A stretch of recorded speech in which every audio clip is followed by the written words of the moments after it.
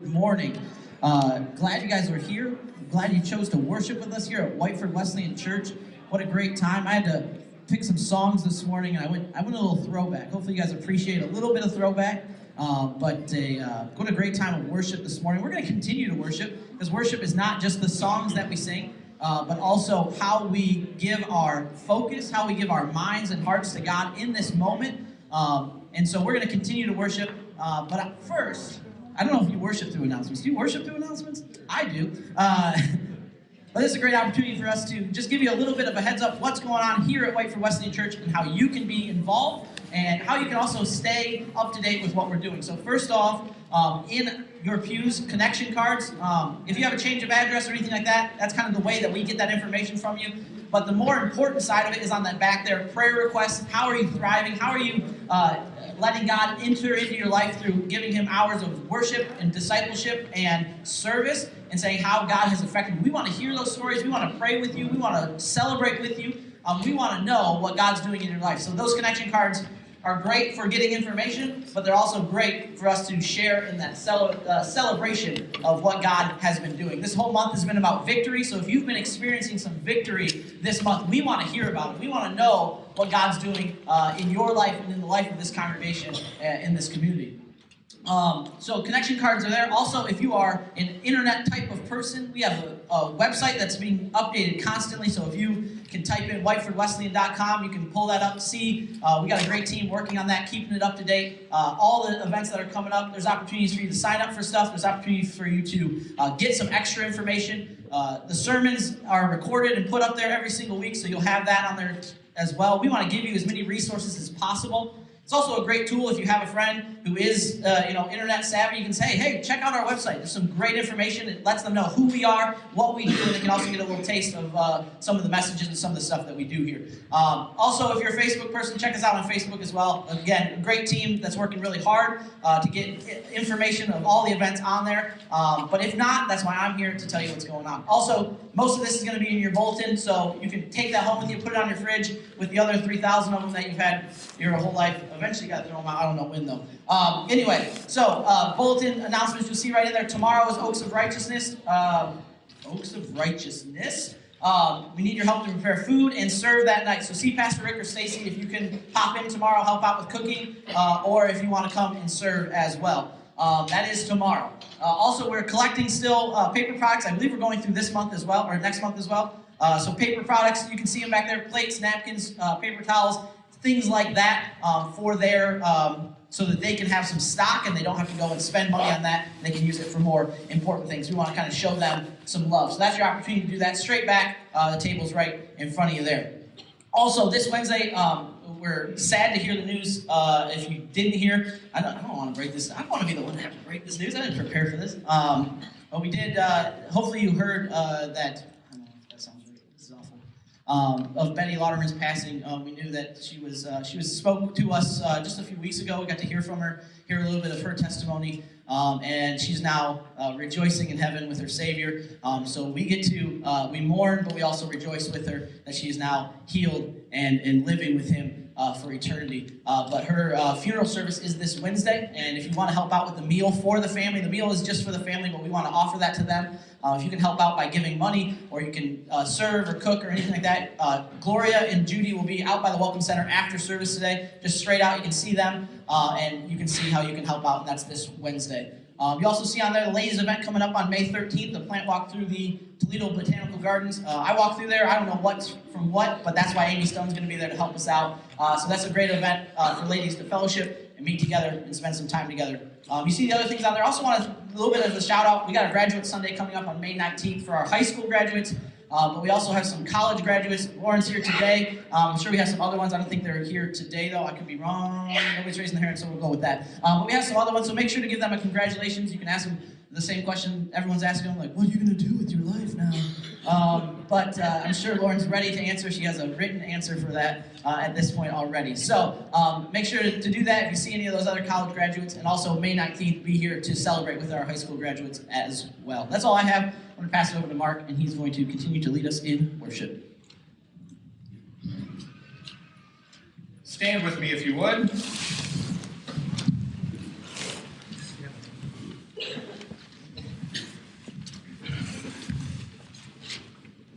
right, let's read this together. But he said to me, my grace is sufficient for you, for my power is made perfect in weakness. Therefore I will boast all the more gladly about my weakness, so that Christ's power may rest on me. 2 Corinthians 12:9. See that first part there? My grace is sufficient for you. Do you ever feel in your life that you understand that God's grace was okay for them and them, but you don't understand about me? Could God really have enough grace for me? Well, our hymn this morning, Amazing Grace, is all about that. And Pastor Ben talked about a throwback. Well, Pastor Rick's were throwback, but at least in our lifetime. This hymn was written before we were a country.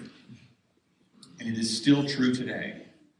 But the thing that amazes me about this hymn is the hymn writer later in life wrote this, and I'm going to read it so I get it right. Wrote this about himself.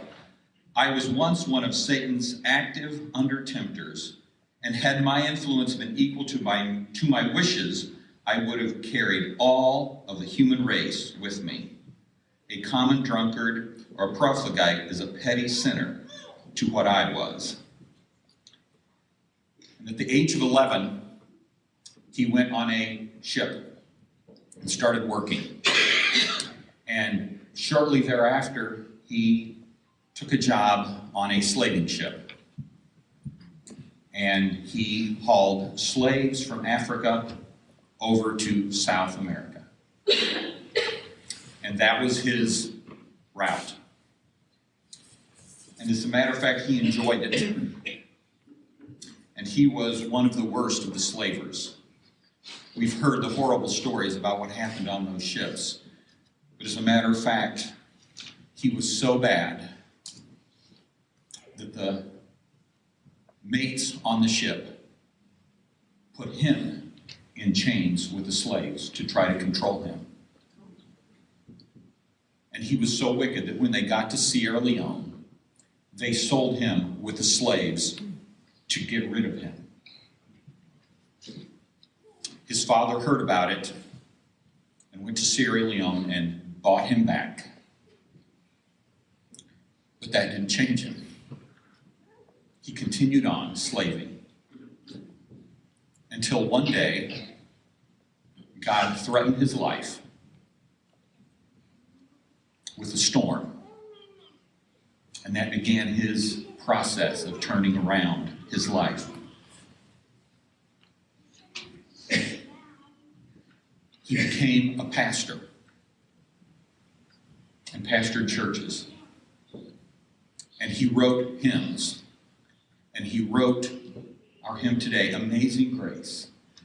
How sweet the sound that saved a wretch like me. I once was lost, but now I'm found. His grace was sufficient for John Newton. It is certainly sufficient for you. Amen. So this month, I've been really enjoying this month. We get to talk about victory because, like I said, I think last week or the week before, I like to win. I think everybody else likes to win. And so this has been a great month, and I get to wrap up this month. But I don't want this to be the last time you think about victory. That's right. I don't want this to be the last time you experience the victory that we've been talking about this month. We're going to finish our series on victory, but victory is once for all and forever, and it continues on and on and on. And each and every day we get to experience that victory. Like Pastor Rick talked about last week, we get to experience that victory of the empty grave every single day. So don't forget victory just because I'm not talking about it every single week. Live in that victory. Experience that victory for the rest of your life. We talked about victory over Satan, our enemy. We've talked about victory over sin by the cross. We've talked about victory over the grave last week on Easter. See, we've highlighted the spiritual enemy, the spiritual battles that we must fight to find these victories, And that victory that's only made possible in Jesus Christ. That's what we've been talking about this month. And as I wrap up this month on victory, I want to look at one more battle that we need to find victory in. One more battle that I think is very common to each of us. Each and every person, not just Christians, but every person in this world facing this same fight. Another victory that each of us are called to find in Jesus Christ. Let me start with a story. In July 2005, Kyle McDonald had an idea. Based on a game that he had played as a child called Bigger and Better, he asked the question, if I start with a paperclip, what could I end up with? If I start with something small and insignificant like a paperclip and started to trade it with people and take what I trade for and trade it for something else, what could I end up with? Where could I end up with starting with just a paperclip? Kyle had the internet at his disposal, so he was connected to millions of people, and so he was able to say, hey, I have a paperclip. What do you got? And that's what Kyle did. With that simple premise, he began. And through the mastery and mysteries of the internet, he started to make trades with people from all around North America. And so it went. He traded that paperclip for a pen that was shaped like a fish. And he traded the pen that was shaped like a fish for kind of a funky-looking doorknob. Then he traded the doorknob for a camp stove. He's doing pretty good. Man, he got a paperclip. He's got a camp stove. He traded a camp stove for an electric generator, the electric generator for an instant party. He traded that instant party for a man's worst snowmobile. His worst snowmobile. Not his best one, not his middle one, his worst snowmobile. The snowmobile he traded for a trip for two, to Yak, British Columbia. Moving up. He traded the second spot. He took one of the spots. He traded the second spot in that trip to Yak, British Columbia, for a box truck, which he then had to drive to Yak, British Columbia. He traded that box truck to a musician for a music recording contract. He traded the contract for a year's rent on a duplex in Phoenix. Well, the person on the other side of the duplex wanted that year's rent. And so she traded him an afternoon with her boss. I'm like, what? What kind of trade is that? Well, it turns out that she worked for Alice Cooper. Anybody familiar with Alice Cooper? So that star-studded afternoon that she traded for was traded for, and this is the trade that he gets a lot of flack for. He traded that afternoon for a Kiss snow globe. The band Kiss, a snow globe. People on the internet are like, what are you doing? A snow globe. Well, he traded that snow globe because he knew someone who was looking for snow globes, and he traded that snow globe for a role in a movie.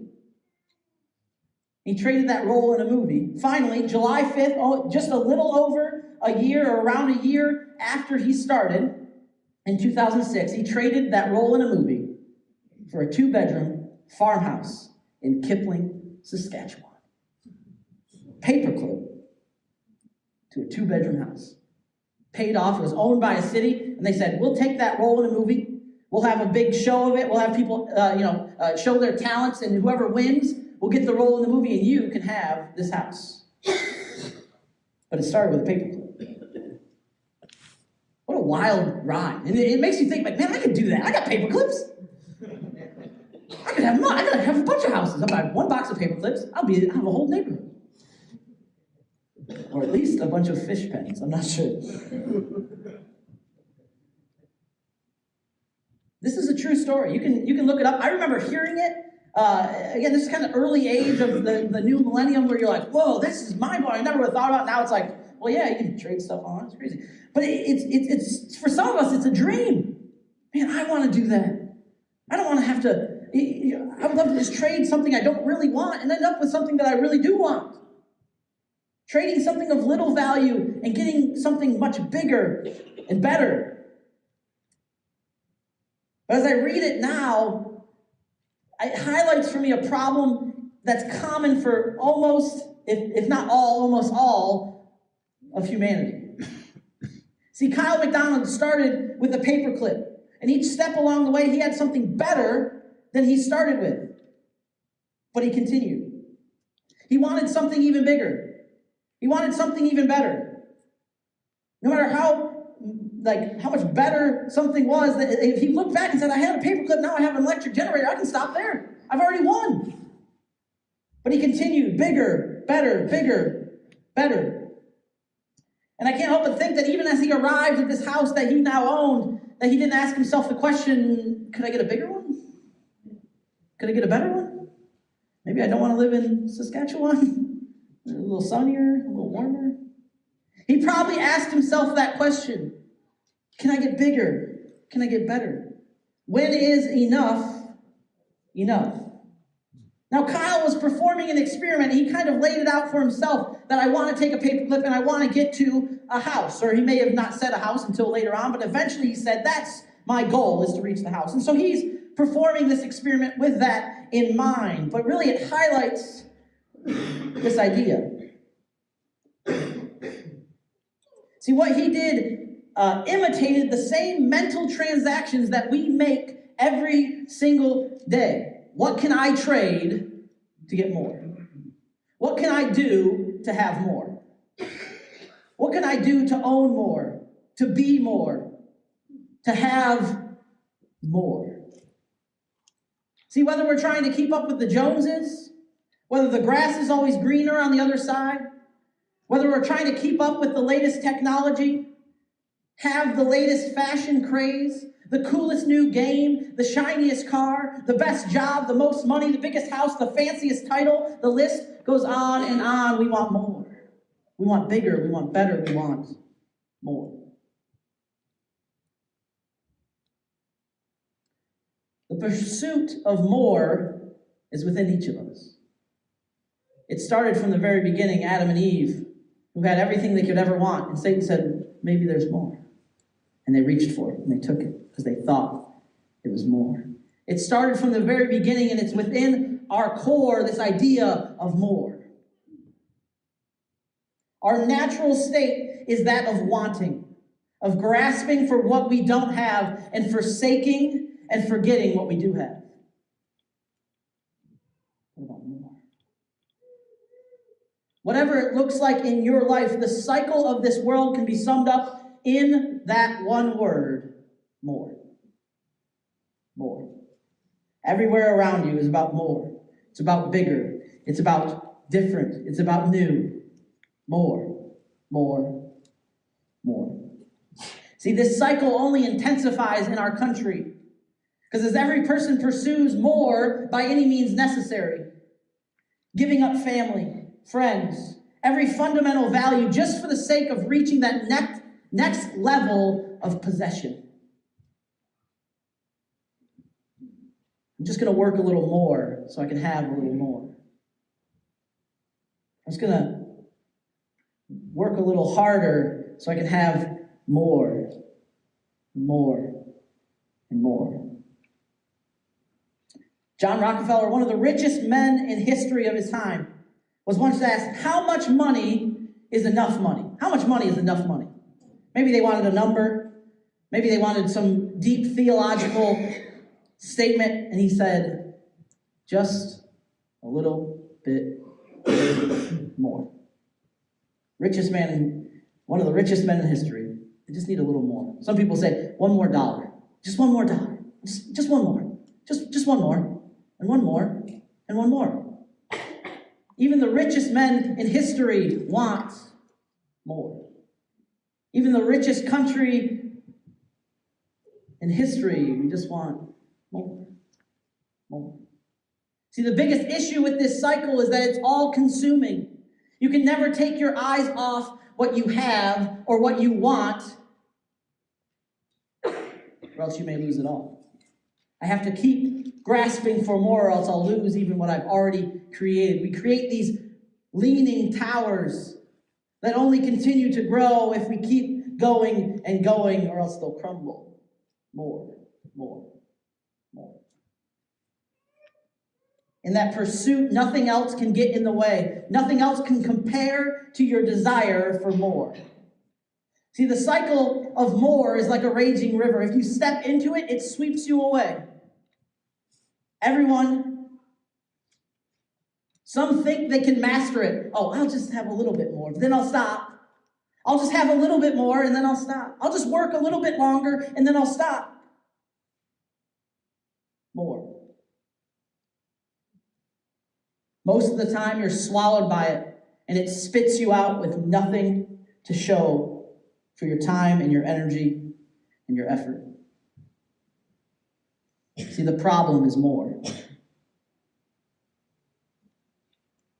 Question is, how can we answer this problem?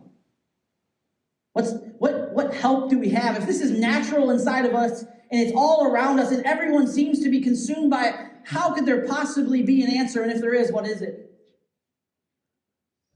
This cycle that is all around us, that seemingly everyone is caught in, how can we avoid it? How can we stop it? How can we keep ourselves from falling into the raging river of more? Paul writes in Philippians 4, if you want to turn there, about his solution. Philippians chapter 4, starting at verse 10. He talks about his solution, and the word is contentment. It's hardly a secret, but to some who have only known the discontentment of pursuing more, it's life-changing and life-giving. Contentment. What does that mean? Philippians chapter 4, starting at verse 10, says this: I rejoice greatly in the Lord that at last you renewed your concern for me. Indeed, you were concerned, but you had no opportunity to show it. I'm not saying this because I am in need, for I have learned to be content whatever the circumstances. I know what it is to be in need, and I know what it is to have plenty. I have learned the secret of being content in any and every situation, whether well-fed or hungry, whether living in plenty or in want. Verse 13, I can do all this through him who gives me strength.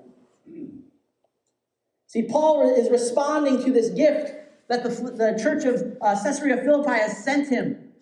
He was in need and they sent it to him. And he says, hey, thank you for this gift. And not to say that they didn't care about him, but he says this renewed ability to show that you care about me. And he took that opportunity in this thankful moment of saying, thank you for caring. Thank you for sending this gift. But let me tell you something. Let me teach you a little bit. It launches him into this teaching moment. He explains to the church that contentment doesn't come from having things. He says, I'm not content. I'm not positive because I have this stuff from you or have this stuff that I've earned for myself. And I'm not content because I have nothing. I'm content whether I have nothing or whether I have plenty. Discontentment doesn't come from not having things because he has found contentment in both situations. In these short verses, Paul tackles a massive issue of our world, the cycle of more, with a simple solution: contentment. Contentment. See, as I said, we're all familiar with the cycle in one way or another, but we often don't know the answer. Well, I know I'm stuck in this cycle, but I don't know how to get out. I know that I'm just in this rat race, in this continuous flow of spending and earning and spending and earning and trying to get more, but I don't know how to escape it. It's all around me. It's inside of me. I don't know how to get away. The only escape is contentment. You can try to work your way out of it. You can try to hide yourself away from everything. But you need to find that contentment. Something needs to change within our hearts that says, this is enough. What I have and where I'm at and what God has done for me is enough. See, we'll never get out of the cycle of more unless we choose to be content. We must maintain a mindset that when we're asked, hey, when is enough going to be enough? We say, it's enough. This is enough. I'm okay. I don't need that more. If more comes, okay, but I don't need it. I have enough. See, that we can look at our lives and we can look at our bank accounts. We can look at our homes and our cars and our clothes and our lives. Say, I have more than I deserve. I have more than I need. I have enough. So the problem is more. The solution is contentment. Maybe I should end it there, but I want to help you guys out. I want to bridge that gap between problem and solution. Jesus spoke about contentment a number of times without using those words. When he spoke to the rich young ruler in Matthew 19, Jesus was highlighting a man's need to rely on God and not his possessions. While Jesus explains to his disciples afterwards, it's difficult for a rich man to get into heaven. He is speaking on the fact that they are too imprisoned in the cycle of more to find their freedom and contentment in Christ. It's difficult for a rich man because they're locked in. In 1 Timothy chapter 6, Paul says, but godliness, we read a little bit this. Oh, it's a verse on the front of your bulletin, that's what it is. But godliness is with contentment is great gain. For we brought nothing into the world, and we can take nothing out of it. But if we have food and clothing, we will be content with that. Those who want to get rich fall into temptation and a trap and into many foolish and harmful desires that plunge people into ruin and destruction. For the love of money is a root of all kinds of evil. Some people, eager for money, have wandered from the faith and pierced themselves with many griefs. See, even our example of the early church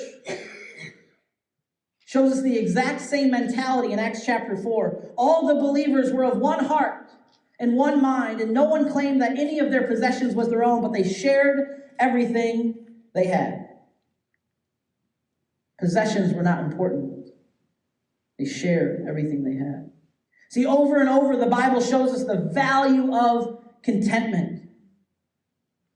The value of contentment, of saying this is enough. What I have, what I've been given is enough. But knowing the solution and having the solution are two different things. See, this isn't like a math problem where once you know 2 + 2 = 4, you have the solution forever.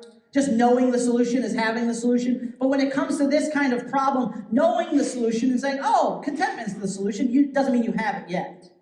It doesn't mean you're holding it in your hands. You just know that it exists.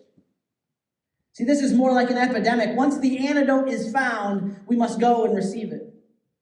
Just knowing that a cure exists isn't enough. Knowing about contentment is the first step. We must then choose contentment. So how do we achieve this? How do we reach? How do we attain the antidote of more? How do we have contentment in our lives? How does it happen? If it's as simple as knowing and choosing, how does someone choose to be content? How does someone choose, no matter whether they're rich or poor, fed or hungry, how do they choose to be content? If we don't want to be caught in the cycle of more, if we want to experience freedom through contentment, what do I have to do? What do I have to do? The first key to contentment is to be good stewards of what we have. This is like a churchy word. Some of you guys are like, I know what stewards. A little churchy word, I guess, but this idea that we are given not what we own, but what God has given to us. All the riches, all of our life, everything we have, we owe to Him, and He owns it. So we're not owners of what we have, but stewards. So we should use it appropriately. See, this takes a couple of steps. The first is to accept that everything we have is from God and that we owe all to Him. See, this comes with a very important theological concept that I want to prove how smart I am to you, so I'm going to use some fancy words because I paid a lot for my education. It's known as creation ex nihilo, which sounds really cool, but really just means creation out of nothing. That God took nothing and made something. When's the last time you made something out of nothing? Still nothing. See, God was able to take darkness and create light. He was able to form an earth from nothing, to form a man from nothing. No one else can do that. No one else has that ability, and God says, I can do that. See, everything we understand in on life on earth has to come from something. Everything has a cost. Energy, for example, cannot be created or destroyed. Instead, it is transferred between different things. Now I sound like a scientist. Getting smart? Nobody checked me on that. Or, look at an apple. It doesn't just appear. It comes from the tree, right? It's not like, oh, an apple by itself. It had to come from a tree. And the tree doesn't just appear. It comes from a seed. And the seed comes from the apple that comes from a tree that comes from... It's like a chicken and egg situation. But the idea is this. In our world, nothing comes from nothing. But that's what our God did. That's what our God was capable of doing. That he took dust and said, I'll just make a man. I'm able to do that, and that's what I did. But God, as creator, took nothingness and formed the world. He spoke to the darkness and created light. He shaped the land and sea. He created plants and animals by only his power. And yes, even when he created us, he took nothing and formed the first man and woman. Just like the story of the paperclip, we start with nothing, with insignificance. There's millions of paperclips in the world. Nothing. Valueless. Nothing. All that we have in this life is dependent on God's creation of us. All that we have in our life is dependent on Christ's death on the cross and on his resurrection from the grave. We owe it all to him, because without him we would be nothing and we would have nothing.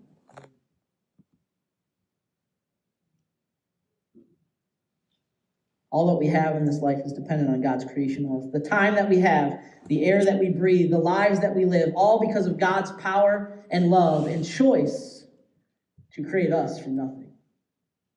So as Christians, we understand that these things that we have are dependent on him. And so rather than saying this is mine, we say it is his.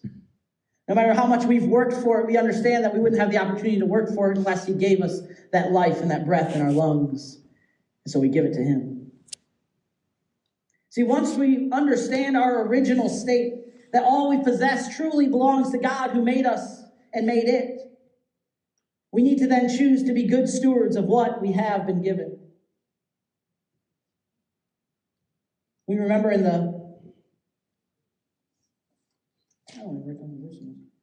Bible says, whoever can be trusted with very little can also be trusted with much. And whoever is dishonest with very little will also be dishonest with much. So if you have not been trustworthy in handling worldly wealth, who will trust you with true riches? If you've not been trustworthy with someone else's property, who will give you property of your own? See, how we manage our worldly possessions represents how we will deal with our heavenly riches. If we can't be good stewards of what we are given here, how can God give us the riches of heaven if we're going to be poor stewards of that as well? See, two key things to avoid when trying to be a good steward: wastefulness and selfishness. Wastefulness and selfishness. See, the cycle of more can also be seen as a cycle of wastefulness. It's about spending or sacrificing for what we want, often disregarding what we really need. See, it can also be tied to a cycle of selfishness. We may look at ourselves and say, I have what I need, but I want a little more. Being selfish. I see those who don't have enough, but I want a little more. But what about me? What about what I want? What I desire? What would make me comfortable? Even though right next to us could be someone who doesn't have their basic needs met. That kind of brings me to the second way to achieve or pursue contentment. So the first one is being a good steward, seeing yourself as a steward of all you have, of God's possession. The second one is this, that we need to give freely. We need to be willing to give freely. Sometimes I talk about this as holding on loosely. You don't just let all your stuff fall through your fingers, but you hold it and say, I don't need to grasp it tightly. It's available. If I have extra, do you notice your extra? Do you see what you have? Or are you holding on to it so tightly that no one could pry it from your hands? See, in a world that's all about more, giving makes the least sense. In a world that's all about what you can get, caring for others is basically blasphemy.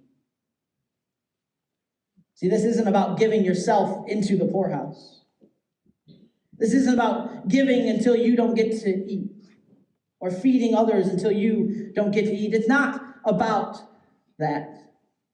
It's not about saying, well, I can't provide them the same home I have, so that person will just have to go homeless. It's not about bringing everyone else up to exactly where you're at. See, it's not a message on socialism. You're like, get this guy out of here. This is a message on grace, on mercy, and on love. Think about that verse, 1 Timothy 6, 10 and 11. For the love of money is a root of all kinds of evil. Some people eager for money have wandered from the faith and pierced themselves with many griefs. See, this verse doesn't say that don't touch any money. You got money in your pocket? You're gone. It doesn't say you should never acquire money or use money or have money. Just don't love money. See, love is reserved for those moments and those relationships, like the one we have with God, with the one you have with your spouse, or your closest friends, or your children. Love. But when we choose to love money, this inanimate object that controls us, we lose it all. It does say, don't love money. It can be also said like this, don't hold possessions too tightly. In order for us to live out contentment, in order for us to find contentment in all situations, we must be able to say, I have enough. And when we see those who can't eat, who don't have clothing, who don't have basic needs met, and offer to them the extra we have, even if we don't think it's much. This is all I have. Think about the times where people offered to Jesus just what they had. Loaves and fishes. 1 coin. It's just what I have. God's not asking you to give yourself into the poorhouse or give yourself into homelessness, but to say, I have a little bit more, and I want to give it away. Give freely in a world that doesn't. Too many people live their lives seeking money and possessions as if their lives depend on it. I need it. I love it. I have to have it. I have to have it. As Christians, we need to be clear. Our lives do not depend on what we have. Our lives do not depend on what we own, where we live, what we drive, or what we wear. Our lives need to depend only on Christ. When it comes to giving freely, it's a way of saying, God, I don't need this. I need you. You've given me what I need so I can give what I have.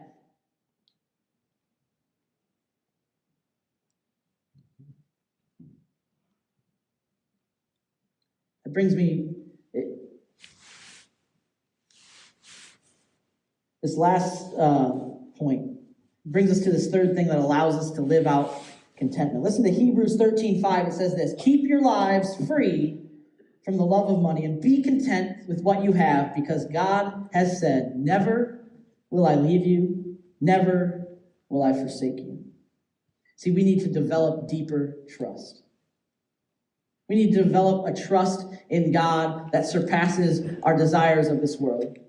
That we trust him so much that even when the math doesn't add up, when it doesn't look like the bills can get paid, when it doesn't look like we are going to be able to eat a steak this week, maybe we'll have to eat ramen again, or we'll have to eat cereal for dinner, it's okay because we trust him. And when you see someone in need, you say, this is my last extra dollar, but I trust him. See, the cycle of more is only defeated when we trust him more and more. See, the biggest issue with Christians in the cycle of more is that it shifts our trust from God to things.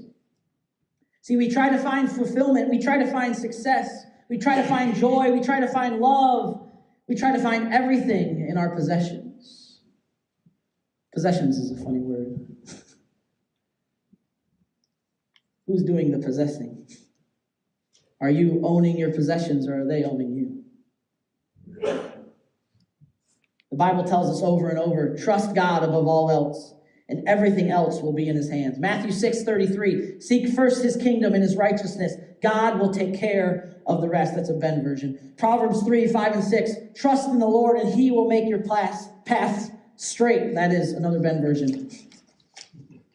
Isaiah 40, wait on the Lord. He will renew your strength. Wait on him. Trust on him. Believe, and he'll take care of you. He'll be there. And when we fall back on our possessions, when we continue this cycle of more, saying, I'll be a little bit happier if I have a better car. I'll be a little bit more comfortable if I have a bigger house, if I have a little bit more money, or if I can store a little bit more of that money away. And God says, are you trusting in me, or are you trusting in those things? See, here's the key. If we truly trust in him, we need no safety net. We need no insurance policy. Not that you shouldn't have insurance policies. It's a metaphor. We need no insurance policy on our lives. We don't need a rainy day fund when our trust is in God, because he will never leave us and he'll never forsake us. He'll never fail us. See, when we try to secure ourselves with more stuff, it's like setting a pillow under a bungee jump. See, that little comfort, that little safety won't mean much if that cord's not there. Some would say, well, I trust in God, but I'll have a couple other things in place to make sure. True trust doesn't require any help. Trust in God requires full reliance and forsaking all else. You don't need 3 bungee cords if you trust the one.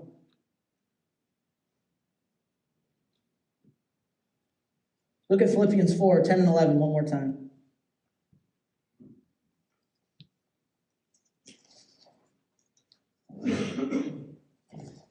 Excuse me. I rejoice greatly in the Lord. At last you've renewed your concern for me. Indeed, you were concerned, but you had no opportunity to show it. I'm not saying this because I'm in need. For I've learned to be content with whatever the circumstances. I know what it is to be in need. I know what it is to have plenty. I've learned the secret of being content in every situation, whether well-fed or hungry, whether living in plenty or in want. I can do all things through him who gives me strength. God doesn't want you out there struggling. He wants you trusting in him. He wants you relying on him. You don't need a pillow. You don't need extra bungee cords or extra supports. You got him. He's going to have you no matter what. I'll never leave you. I'll never forsake you. I can do all things through Christ who gives me strength. The question is this: where do you find your strength? Where do you find your security?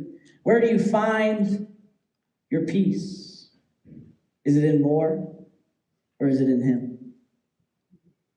Where do you find your contentment? Are you stuck in that cycle of more?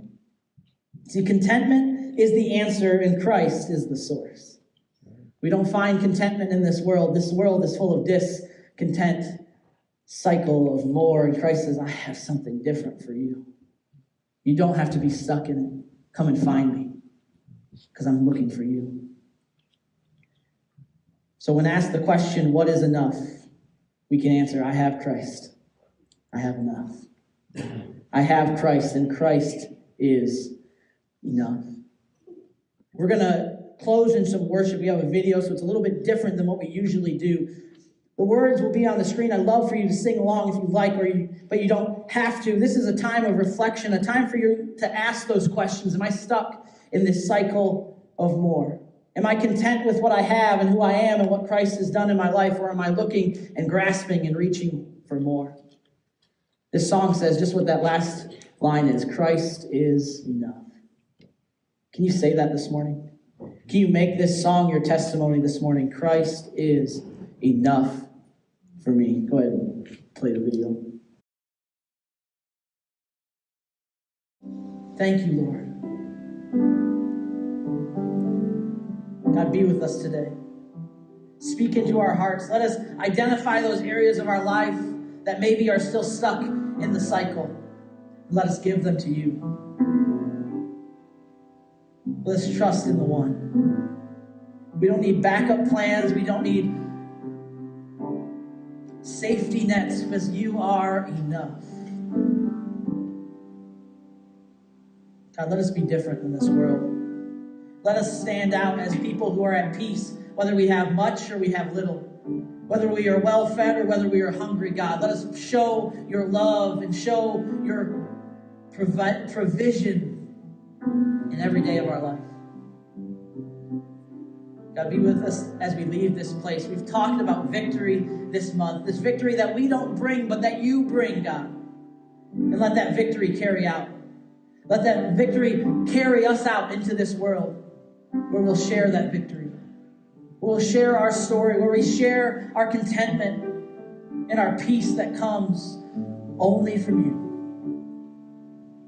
We love you, Lord. Thank you for all this in your name. Amen. Amen. That's all we have for you today. Thank you for being here. Thank you for worshiping with us today. And have a great rest of your day. Also, if you purchase flour for Easter, you can come and pick it up today and take it with you if you've got that in memory or in honor of somebody. So have a great day. Thank you.